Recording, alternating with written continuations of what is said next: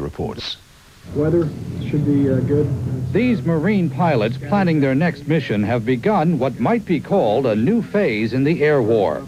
For the past month, they've gone after specific targets, coming home with full bomb loads if the mission couldn't be accomplished. They still may not attack random targets, but they do have a wider choice now, targets of opportunity within a given area. So if you can't hit your assigned target for some reason, or it's not there, or someone else has already hit it, then you're looking for the you can call them movers, moving around in the area. So you go looking? Yes, but they give us specific areas to look at and what roads to look at. The Marine pilots flying A-6 Intruders also have new types of missions. In the beginning, they flew deep airstrikes, hitting things like command centers inside Iraq.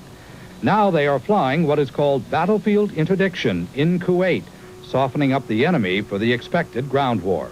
We'll look for a convoy, we'll look for trucks, or we'll go to look for artillery pieces, those type of targets. It's when the sun goes down that the A-6 Intruder goes to work. Nearly all the combat aircraft in this war operate both day and night, with the exception of the Marine Intruder, which for the moment is flying exclusively under the cover of darkness.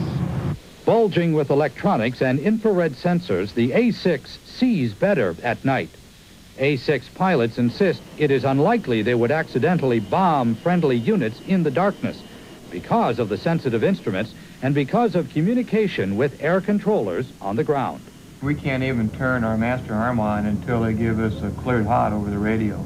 And they won't do that until they're absolutely sure that we're headed towards the right target. If we are headed towards friendly lines, they will not clear us hot.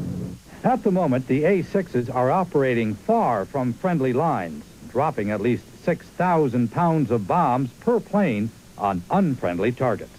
Like this have we seen before, both British armoured brigades together in the first and maybe only divisional exercise before the ground war. Actually, it's more than an exercise, it's a rehearsal.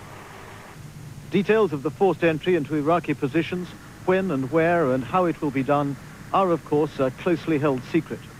It's no secret that the move north will involve large formations, and there comes a point where battle management and traffic management merge. That's what the 1st Armoured Division is practicing. Here, command vehicles from one battle group, and alongside them, Challenger tanks on transporters from another. In battle, getting the right armour to the right places at the right time is a matter of life and death. And to do it this way depends on having mastery of the skies. That's the importance of the air war. You would never see a formation like this in Europe or during the last war. The fact that they cannot attack us from the air means that we can tighten right up, which makes our administration much easier and our command and control. It doesn't always happen, even in wartime, that the ground troops have nothing but praise for the Air Force. But that's the case here, certainly with our guides and protectors on this convoy, who call themselves Jumbo and the Grenadier. The Grenadier is Sergeant Andy Richardson, and Jumbo is Major Simon Lloyd of the Royal Artillery.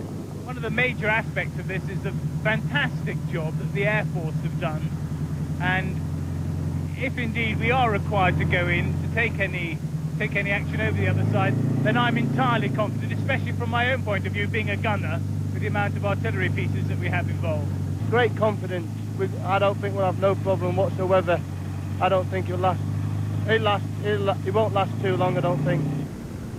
And this is but a small cog in a very large war machine, including also the multiple American divisions and the Allied Arab armies, preparing to deliver a hammer blow against the Iraqis, who have no natural advantage except being dug in defensive positions.